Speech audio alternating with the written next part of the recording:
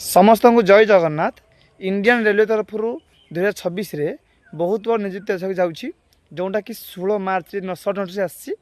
तेणु यार माने जार नाम हूँ RRB ALP assistant loco pilot. ए 11,137 वैकेंसी अच्छी एवं या ऑनलाइन आवेदन करेंगे। ऑनलाइन आवेदन स्टार्ट होगी आप मे 15 रु जून 14 जाए आप ऑनलाइन आवेदन करेंगे।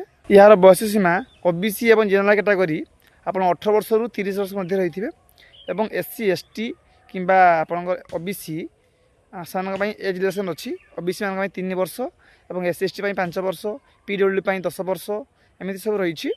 तेणु यार क्वालिफिकेशन रही आप मेट्रिकुलेसन बा 10th पास और आप ITI कि डिप्लोमा करेंगे। एथिर एप्लिकेशन फी रही जोटा कि जनरल और OBC मेल मान 500 टका रही और SC ST फीमेल मान से रही 250 टका जोटा कि आप एग्जाम देला आप रिफंड हम।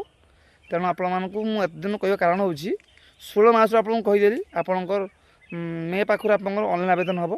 तेणु आप बहुत समय अच्छी आप पढ़ाई बर्तमान स्टार्ट न करना भी स्टार्ट करूँ समय अच्छी आहरी धर अप्लाई हम 3-4 मास पर एग्जाम हम।